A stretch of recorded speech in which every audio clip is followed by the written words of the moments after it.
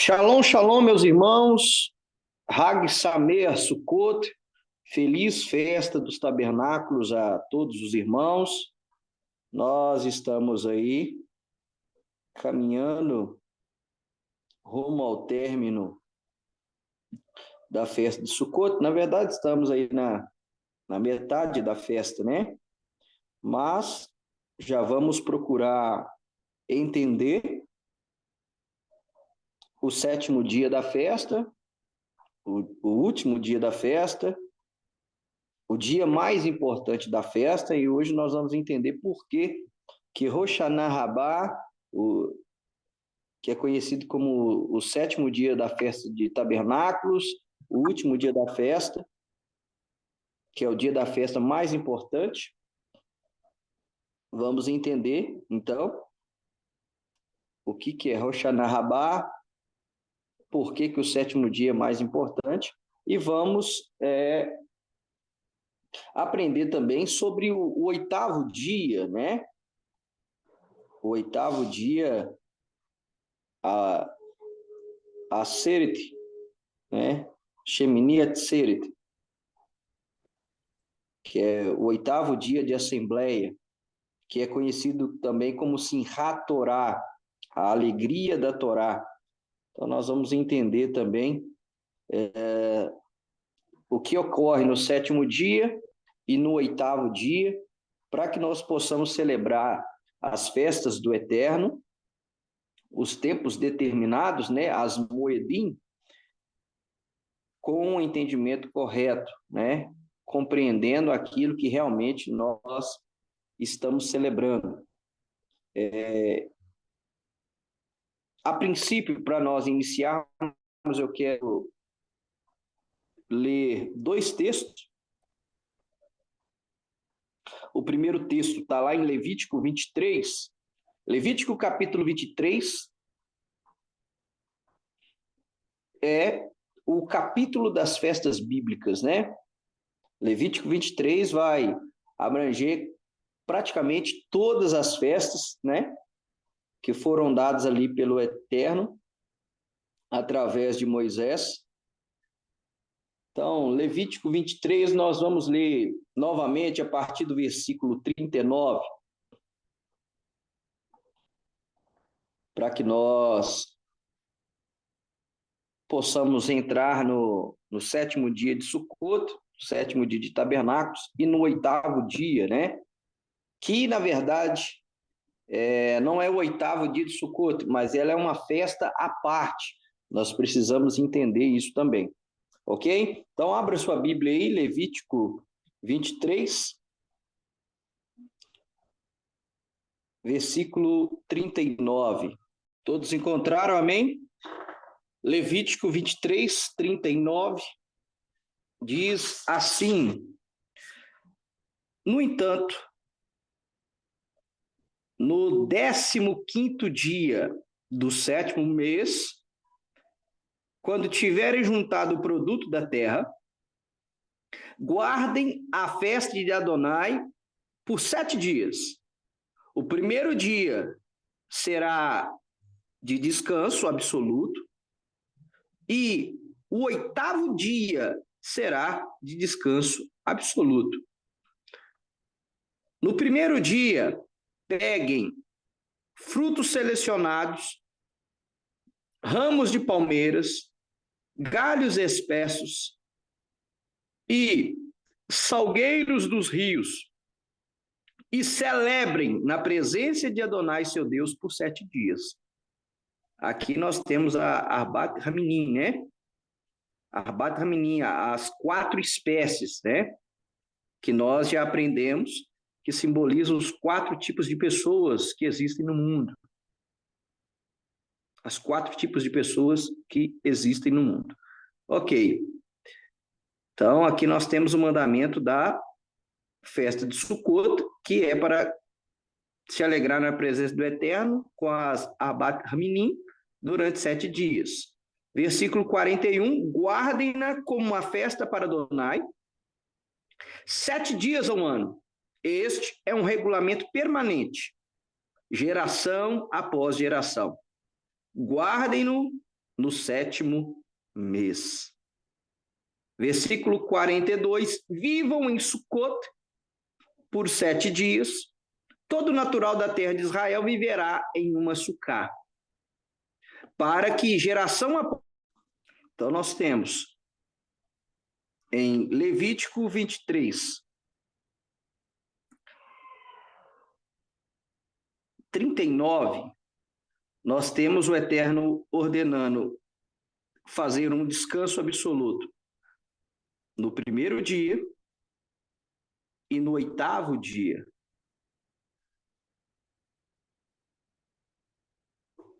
O 8º dia, nós sabemos que é Shemini Atzeret, o 8º dia de juntamento.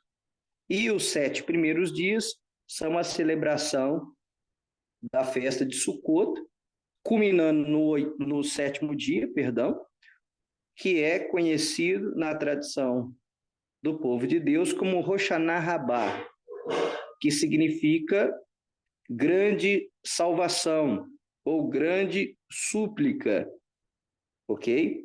Agora, irmãos, outro texto que eu gostaria de ler com vocês é o que se encontra em João, capítulo 7. Por que nós vamos ler João, capítulo 7? Porque João, capítulo 7, vai mostrar o nosso Messias, o nosso Senhor, o nosso Salvador, Yeshua, celebrando a festa de Sukkot, a festa dos tabernáculos. E se o meu mestre, se o meu Messias, se o meu Senhor celebrou, por que eu não devo celebrar, né? Então vamos lá, João capítulo 7 agora, abra sua Bíblia aí, João capítulo 7. Diz assim, depois disso, versículo 1, depois disso, Yeshua viajou por toda a Galileia, evitando intencionalmente a região da Judéia, porque os habitantes dali queriam matá-lo. Versículo 2. Mas a festa de Sukkot, de tabernáculos, na Judéia, estava próxima. E por isso, os irmãos de Yeshua lhe disseram, saia daqui e vá para a Judéia, para que os talmidim, os discípulos, possam ver os milagres que você faz. Pois ninguém que deseja se tornar conhecido age em segredo.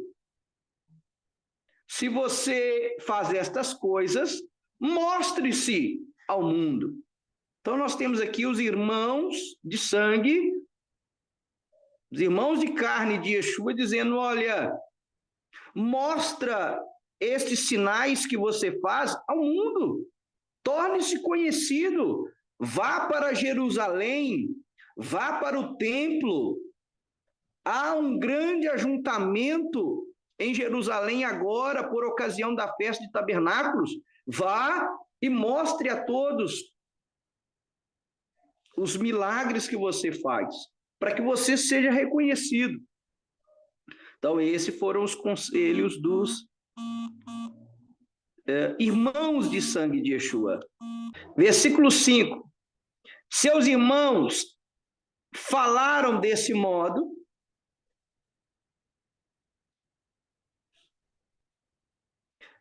porque não haviam confiado nele. Yeshua lhes disse, meu tempo ainda não chegou, mas para vocês qualquer tempo é certo. O mundo não pode odiá-los, mas ele me odeia, porque continuo dizendo quão ímpios são seus caminhos. Vão vocês à festa. Quanto a mim, não subirei à festa agora, porque o tempo certo ainda não chegou para mim. Tendo dito isso, permaneceu na Galileia. Versículo 10, contudo, depois que os seus irmãos subiram para a festa, ele também subiu, olha só, não de forma pública, mas em segredo. Porque se uma pessoa pega o versículo 9 de forma isolada, o 8 e o 9 fala que Yeshua não subiu para celebrar a festa. Jamais ele faria isso. Ele, que é a própria Torá, a Torá viva, ele ia ficar sem celebrar a festa? De forma alguma. Mas o versículo 10 diz que ele sobe, mas ele não se revela, ele não se manifesta de forma pública. Olha o versículo 11. Durante a festa, os habitantes da Judéia estavam procurando por ele. Olha só. Onde ele está? Perguntaram. Verso 12.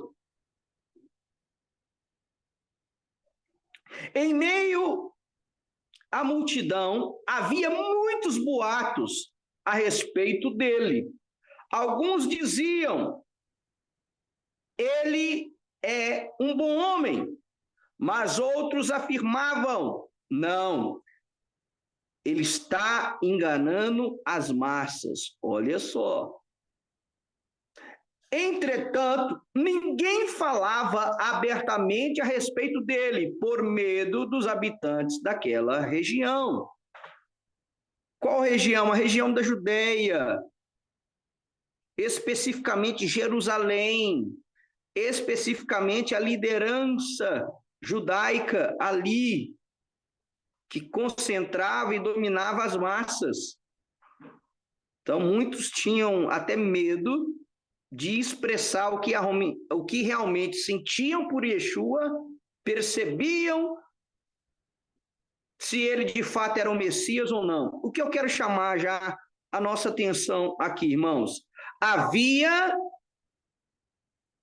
uma esperança messiânica, havia uma expectativa messiânica do povo judeu. E por que não dizer, havia uma expectativa messiânica sobre Yeshua. E o que isso tem a ver? Tudo. Vamos lá. Porque o Messias, segundo a tradição do povo de Deus, e nós vamos aprender, iria manifestar também em Sucot. Nós vamos ver que a celebração de Sucot, ela em si, nós já aprendemos isso, nós estamos chamando, quando nós habitamos em Sucá, entenda, nós estamos invocando a presença divina, Shekhinah, para que venha habitar conosco novamente, para que Deus venha habitar novamente com o homem, assim como era no Jardim do Éden. Todos os dias, na viração do dia, a voz do Eterno vinha no jardim e se comunicava, se relacionava com a sua criação, com o casal, com homem e mulher, aqueles que foram criados em imagem e semelhança do Altíssimo. E isso foi perdido quando o casal que estava ali no Éden peca. Só que este foi um propósito divino, desde a criação. Nós já aprendemos aqui, desde a primeira letra da Torá, da palavra de Deus, já há um soldo, um segredo do Eterno dizendo, olha, eu crio o mundo, eu trago essa criação à existência para que eu possa habitar com a minha criação. Por isso, Bereshit, a palavra Beit,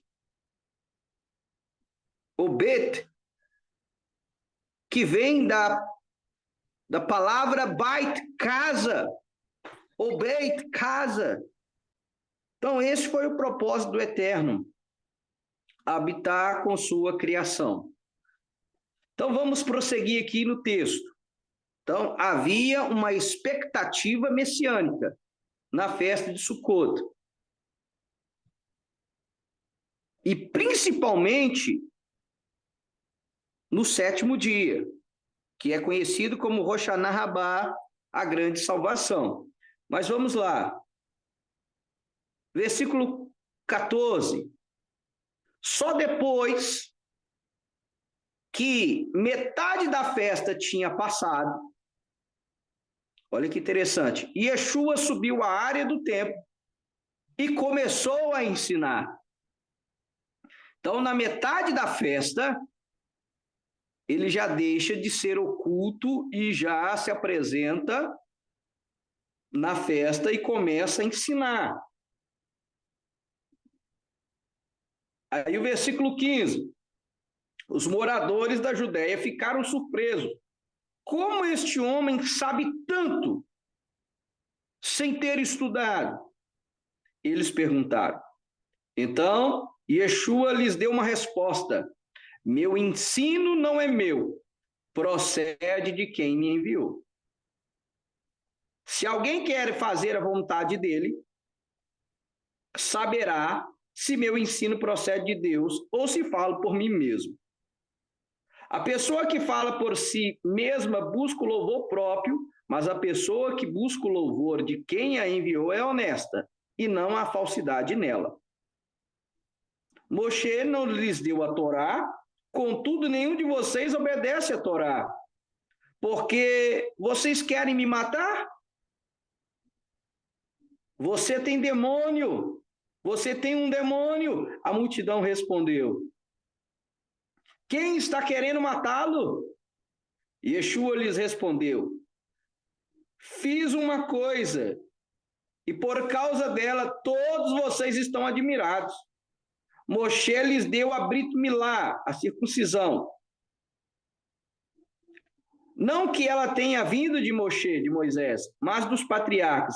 E vocês realizam a Brit Milá, a circuncisão, de qualquer menino no Shabat.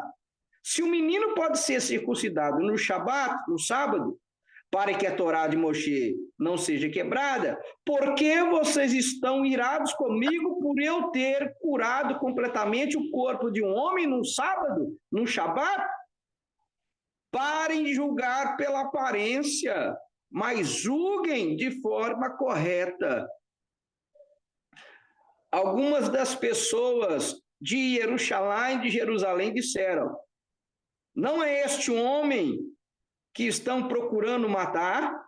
Aqui está ele, falando abertamente, e não lhe dizem nada. Será que as autoridades chegaram à conclusão de que ele é realmente o Messias? Olha esse versículo 26. Olha a expectativa messiânica que havia no primeiro século. Versículo 27. Claro que não. Sabemos de onde esse homem vem. Quando o Messias vier, ninguém saberá de onde ele vem. Ao que Yeshua, que continuava a ensinar no pátio do templo, clamou, sim, vocês me conhecem e sabem de onde sou. Eu não vim por mim mesmo, mas aquele que me enviou é verdadeiro. Vocês não o conhecem. Eu o conheço, porque estou com ele e ele me enviou. Então tentaram prendê-lo, mas ninguém lhe pôs as mãos, porque sua hora ainda não havia chegado. Entretanto, muitos da multidão confiaram nele e disseram, quando o Messias vier, fará mais milagres do que este homem? Olha só, então muitos já começaram a reconhecer a messianidade de Yeshua. Versículo 32, os pirushim, os fariseus, ouviram a multidão falando essas coisas a respeito de Yeshua. Por isso, os principais dos Kohanim do sacerdote e dos piruxim, dos fariseus, perdão, enviaram alguns guardas do templo para o prenderem. E Yeshua disse: estarei com vocês apenas por um pouco mais de tempo, então voltarei para quem me enviou. Vocês procurarão por mim e não me encontrarão. Na verdade, onde eu estou, vocês não podem ir. E aí, versículo 35, os habitantes da Judéia disseram entre si: aonde pretende ir este homem, que não o encontraremos? Será que ele pretende ir para a diáspora grega e ensinar aos habitantes, aos judeus de língua grega? Versículo 36, quando diz: vocês procurarão por mim e não me encontrarão. Na verdade, onde estou, vocês não podem ir. O que isso significa? Aí, o versículo 37 é o clímax de tudo aquilo que nós estamos lendo. Olha só, no último dia da festa, Rosh Hashanah, Yeshua se levantou e disse em alta voz: se alguém tem sede, venha a mim e beba. Quem deposita confiança em mim, como dizem as Escrituras, rios de água viva fluirão de seu interior. Ele estava falando sobre o Espírito, a quem os que confiaram nele haveriam de receber mais tarde. O Espírito ainda não fora concedido, porque Yeshua não tinha sido glorificado. Versículo 40. Ao ouvir suas palavras, de novo, algumas pessoas da multidão disseram: certamente este é o profeta. De novo, irmãos, lembrando aqui o versículo 40, essa menção aqui de o profeta não era um profeta qualquer, mas o profeta anunciado, vaticinado por Moisés, em Deuteronômio 18. Olha, Deus vai levantar um outro profeta, semelhante a mim, a ele vocês devem ouvir, pois quem não ouvir as suas palavras será rejeitado pelo Eterno. Então, esse o profeta aqui era o profeta prometido por Moshe, por Moisés. Versículo 41. Aí aqui é mais fantástico ainda. Outras disseram: este é o Messias. Ponto. Aqui eles já declararam: este homem é o Mashiach. Este homem é o ungido de Deus. Aquele que nós esperamos. Ainda outros disseram: é possível que o Messias venha da Galileia? Versículo 42. As Escrituras não diz que o Messias é da semente de Davi e que procederá de Beit-Lehem, de Belém, a cidade onde Davi morou? De fato, sim. Assim, o povo ficou dividido por causa deles. Alguns queriam prendê-lo, mas ninguém lhe pôs as mãos. Então, irmãos, se muitos aqui tinha na festa de tabernáculos, tinha uma expectativa messiânica sobre Jesus, em Rosh Hashanah, no 7º dia da festa, o dia mais importante da festa, nós vamos entender por que ela era o dia mais importante da festa. Não é só porque era o último dia, mas justamente por causa da expectativa messiânica, por causa da cerimônia que acontecia ali. Então, se havia uma expectativa messiânica sobre Jesus, sobre Yeshua, para muitos, na fala de Yeshua, no anúncio de Yeshua, na declaração de Yeshua ali no 7º dia da festa, ficou evidente para essas pessoas que Yeshua era o Messias. Não só pelos seus milagres, não só por ele ser um bom homem, não só por ele ser um judeu praticante, mas por causa da fala que ele deu no último. Olha nessa imagem, nós temos aí várias imagens dos sacerdotes buscando a água no tanque de Siloé e olha a distância que eles percorriam. No canto superior esquerdo, nós temos aí aonde estava o templo e aonde estava a fonte de Siloé. Então, era uma cerimônia que envolvia tempo e envolvia toda a multidão. E quando os sacerdotes, levitas, levavam a água até o templo e despejavam sobre o altar, eles recitavam profecias do Salmo 118, Isaías capítulo 12, que são profecias messiânicas e que eu gostaria de ler com vocês.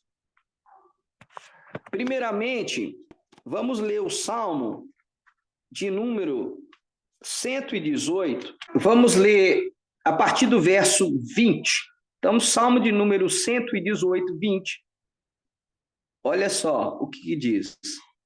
Esta é a porta de Adonai, o justo por ela pode entrar. Por isso que Yeshua se declarou em João capítulo 10, ele sendo a porta. Verso 21. Eu te agradeço porque me respondeste, tu te tornaste minha salvação. Verso 22. A mesma pedra que os edificadores rejeitaram se tornou a pedra de canto. Isso veio de Adonai, e nossos olhos estão maravilhados. Este é o dia que Adonai fez, um dia para nosso regozijo e alegria. O verso 25 é o verso que todo o povo, sacerdotes e levitas, clamavam quando a água tirada lá da fonte de Siloé era derramada sobre o altar. Verso 25 diz assim: por favor, Adonai, salva-nos. Por favor, Adonai, liberta-nos. Olha o verso 26. Bendito aquele que vem em nome de Adonai. Baru atah. Bishem Adonai. Bendito o que vem em nome do Senhor. Então, esses dois versos, nós abençoamos vocês desde a casa de Adonai. Este é o Salmo 118, que era recitado especificamente esses dois versos, quando a água era derramada sobre o altar. E aí nós estamos vendo nas imagens a cerimônia de libação. E no canto superior direito, nós temos essa cerimônia, até nos dias de hoje, a representação dela. Ok? Como é conhecida hoje como Simchat Beit HaShoevah. Alegria no local de libação de água. Agora vamos para, anote aí, Isaías capítulo 12. Profecia messiânica. Isaías capítulo 12, eu vou ler a partir do versículo 2. Diz assim: vejam, Deus é minha salvação. Estou confiante e não tenho medo, pois Iá, Adonai, é minha força e minha canção, e tornou-se minha salvação. Olha o versículo 3, irmãos. Então vocês tirarão água das fontes da salvação com alegria.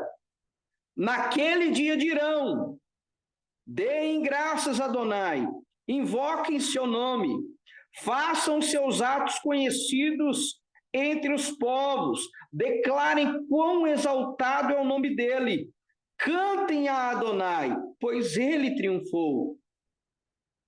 O anúncio disso se faz em toda a terra.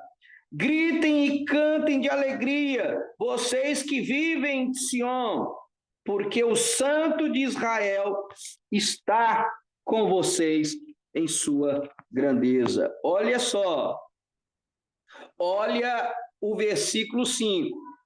Cantem a Adonai, pois ele triunfou. O anúncio disso se faz em toda a terra. Que anúncio? Que o Senhor tornou-se a nossa salvação.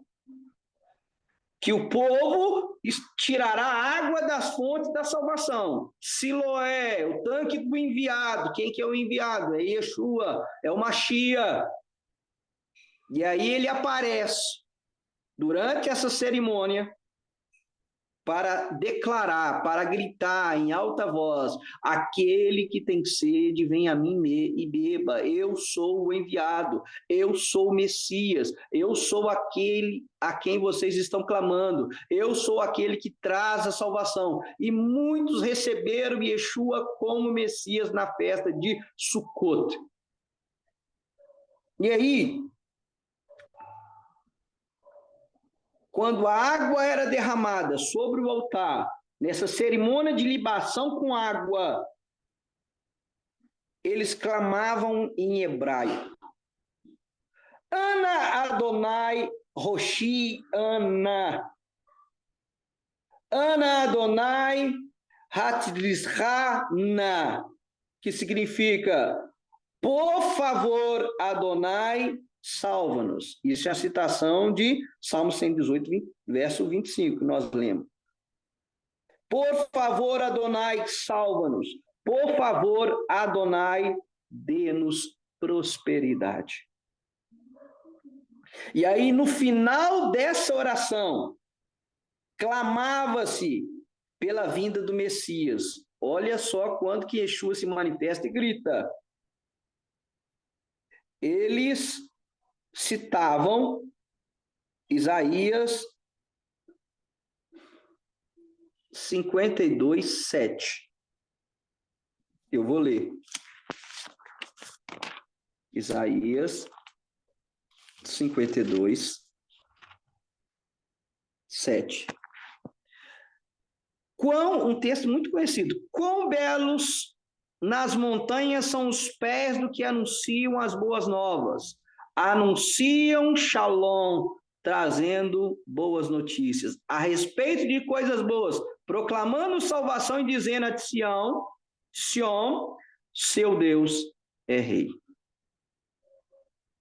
Então, primeiro eles clamavam, quando a água era derramada sobre o altar: Ana Adonai Roshiana, Ana Adonai Hatzlisha Na. Por favor, Adonai, salva-nos. Por favor, Adonai, dê-nos prosperidade.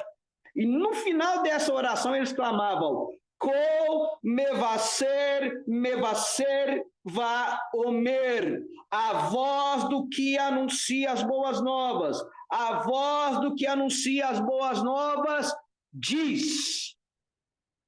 E todo ano havia silêncio. Todo ano em Sukkot essa cerimônia acontecia. E todo ano ninguém respondia ao Kol Mevaser Vaomer. A voz do que anuncia as boas novas. A voz do que anuncia as boas novas diz. Diz o quê? Só o Mashiach. E aí, quando eles estavam clamando, quando eles estavam recitando a voz do que anuncia as boas novas, a voz do que anuncia as boas novas diz. Agora sim nós temos o pano de fundo e o contexto de João capítulo 7, versículo 37. No último dia da festa, em Rosh Hashanah Rabbah, quando estava havendo a cerimônia de libação das águas, E quando eles estavam clamando por salvação e dizendo, a voz do que anuncia as boas novas, a voz do que anuncia boas novas diz, o que acontece? Yeshua se levantou e disse em alta voz, se alguém tem sede, venha a mim e beba. Quem deposita confiança em mim, como dizem as Escrituras, rios de água viva fluirão de seu interior. Ele estava falando sobre o Espírito, a quem os que confiaram nele haveriam de receber mais tarde. O Espírito ainda não fora concedido, porque Yeshua não tinha sido glorificado. Fantástico, sensacional. Então, essa é a cerimônia que acontece quando Yeshua grita, aquele que tem sede, venha a mim e beba. E por que que muitos creram nele como Messias? Por quê? Passa-se um filme na nossa mente. Porque a cerimônia de libação era simbólica. A cerimônia, ela apontava para o derramar da água do Espírito.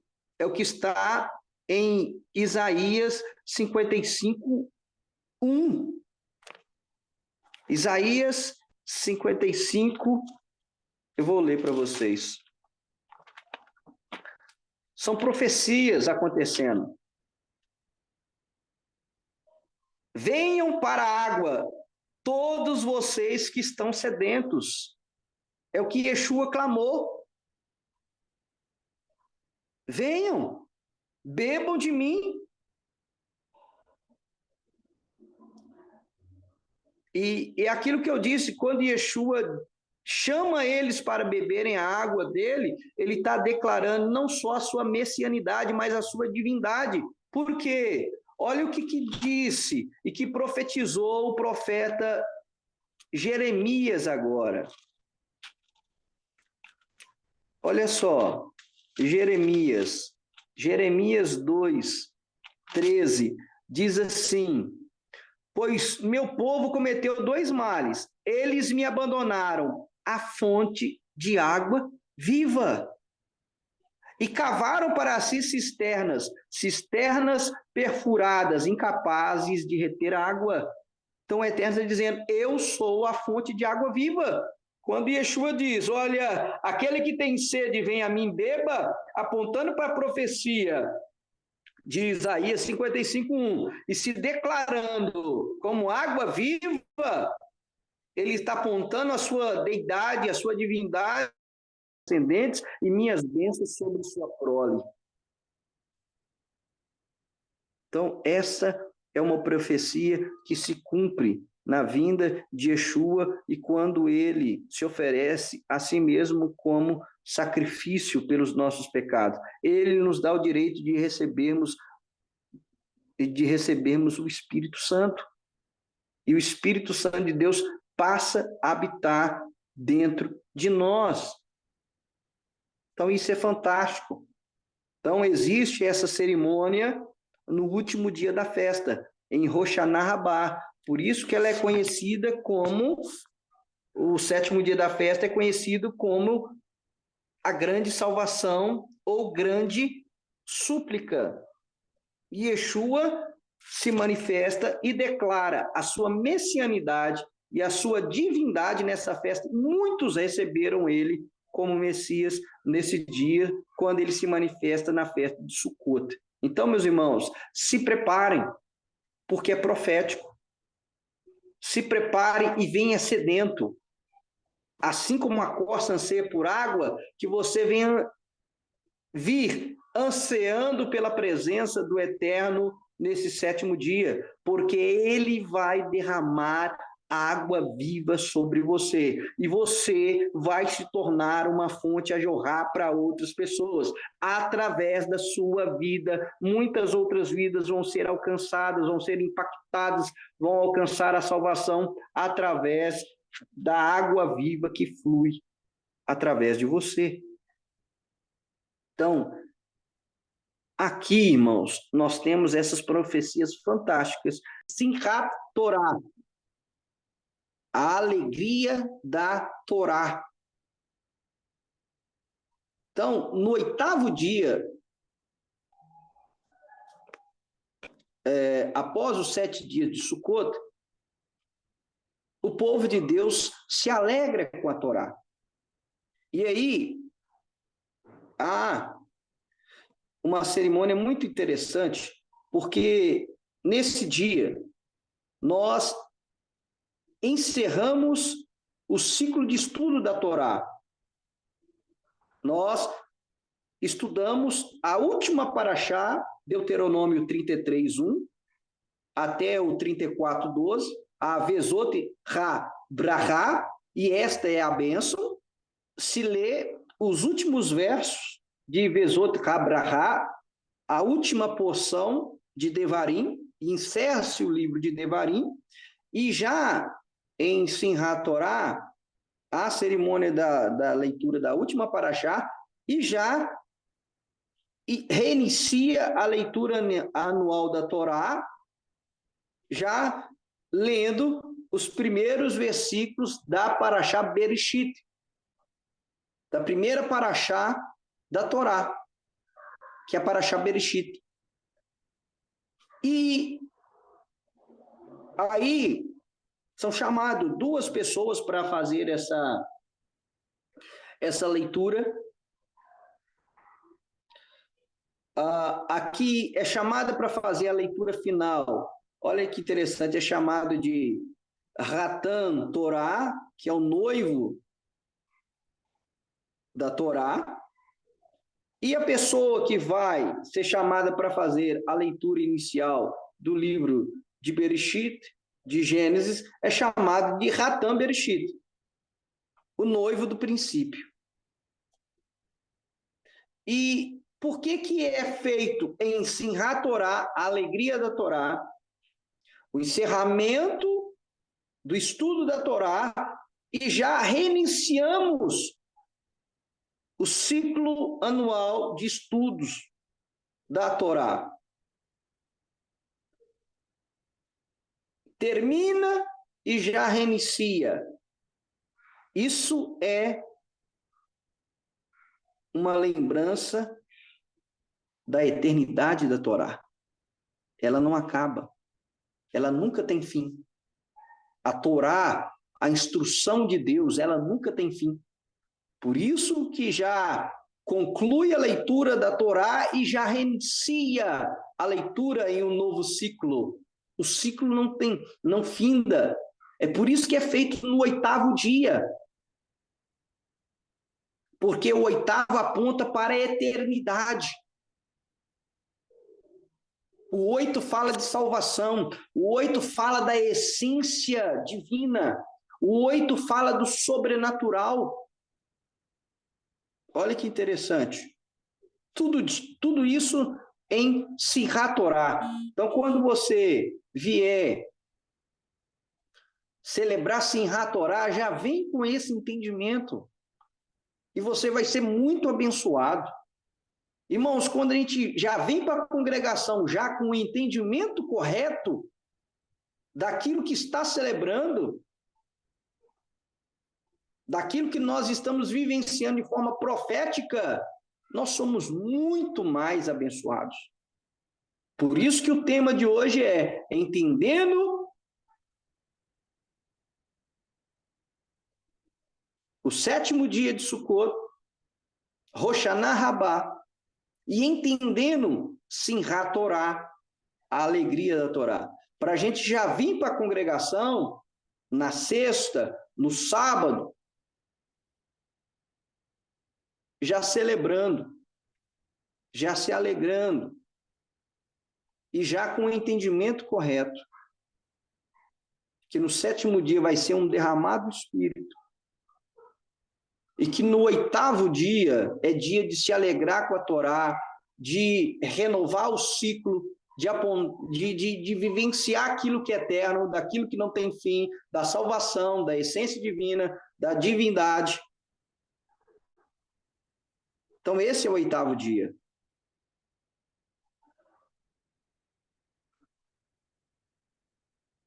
Então, aponta para a eternidade da Torá. E hoje, na hora que eu estava lendo essa frase, de que nesse dia nós encerramos e reiniciamos a leitura anual da Torá como uma lembrança da sua eternidade, eu lembrei de um exemplo que o Rabino Marcelo ele sempre dá sobre a Torá e sobre os mandamentos da Torá. Porque alguém pode alegar, a Torá não é eterna. Porque quando houver novos céus e nova terra, ninguém vai precisar da Torá. Porque ninguém mais vai pecar. Não vai ter o Yetzer Hará, não vai ter a inclinação para o mal. Todas as coisas vão ser restauradas. Não existe a necessidade de Torá. Na verdade, a Torá, ela nunca vai deixar de existir. Mesmo que vai existir novos céus e nova terra. E o Rabino Marcelo ele dá um exemplo que eu acho fantástico sobre as aves, ou até mesmo sobre o avião. Quando você vê um pássaro voando, ou um avião voando, daquele tamanho, daquela proporção, daquele peso, voar, você pode alegar, não existe lei da gravidade, porque o pássaro não cai do céu, o avião não cai, ele consegue voar. Na verdade, não é que não existe a lei da gravidade. Ela existe. Só que o pássaro consegue anular ou sobrepor aquela lei da gravidade. Por isso que ele não cai. O avião, da mesma forma, ele consegue avançar e romper com a lei da gravidade, e parece que ela deixou de existir. Mas ela não deixou de existir. Basta o pássaro parar de bater as suas asas, de sair do ângulo que o faz manter voando. Basta o avião, da mesma forma, as turbinas pararem, haver algum problema nas asas, nos ângulos que as asas fazem, que o avião cai. Então, não é que a Torá vai deixar de existir. As leis do Eterno são eternas. Os mandamentos são eternos. Só que a presença do Eterno vai ser tão grande que a sensação de que não existe nem lei, nem mandamento. Mas, na verdade, é que todos já vão cumprir naturalmente. Naturalmente. E é isso que Yeshua ensinou, e é isso que Rabi Shaul, o apóstolo Paulo, ensinou. O princípio da Torá, a essência de Deus, e a essência de toda a Torá é o amor. O amor ao Eterno e o amor ao próximo. Se eu amo, é como se eu anulasse todos os outros mandamentos. Na verdade, eles não são anulados. É porque se eu amo o Eterno de todo o meu coração, de toda a minha alma, com todo o meu ser, e se eu amo o próximo como a mim mesmo, todos os outros mandamentos acontecem e vêm à existência naturalmente. É por isso que Yeshua resume, é por isso que Paulo resume toda a lei em um só mandamento, que é o amor. Não é que Yeshua jogou todos os 613 mandamentos fora. Não é que Paulo jogou os 613 mandamentos fora. Se você ama naturalmente, você está como que vivendo acima da lei da gravidade. Parece que a lei já nem se aplica a você. Você está voando. Então, a essência, é por isso que Yohanan João diz, olha, Deus é amor. Amar é viver sob a essência divina, porque Deus é amor. Então, oitavo dia, Shemini Atzeret, é algo fantástico, por quê? Porque nós terminamos um ciclo e iniciamos outro, o quê? Começamos um ano renovados e inspirados pelas festas que nós acabamos de passar. É aquilo que eu falei, irmãos. Se nós passamos por Yom Teruah, os Yamin Noraim, os dias temíveis, o Yom Kippur, Sukkot, e nada mudou na nossa vida, se nós não formos renovados durante essas celebrações, se nós não formos inspirados pela festa, a festa não teve proveito nenhum sobre nós. A festa não teve efeito nenhum sobre nós. Foi inválido nós celebrarmos as festas. Porque não mudou nada em nós. Eu posso dizer aos irmãos, eu estou renovado. Como foi bom passar por essas festas. Como é bom passar por essas festas. De fato, nós somos renovados, revigorados, para entrar no novo ciclo, para iniciar Bereshit de uma forma diferente. Entramos no novo ano bíblico de forma diferente, entramos no ano 5.784 diferentes, temos que entrar diferentes, temos que entrar mais aplicados, mais vigilantes, vivendo mais da presença de Deus.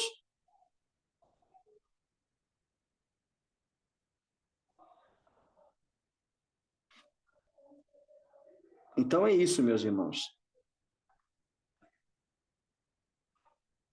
Nós lembramos da eternidade da Torá, nos alegramos na presença do Eterno por causa da Torá, pelo Eterno ter nos dado a Torá. Torá é instrução, literalmente significa instrução. Nós nos alegramos diante do Eterno, pelo Eterno ter nos dado a instrução. Como eu sou grato ao Eterno por ele ter me dado a sua instrução, a sua Torá, por ter me feito conhecer a Torá, irmãos. Eu sou muito grato ao Eterno. Sou muito grato ao Eterno por conhecer os mandamentos e poder vivenciar os mandamentos.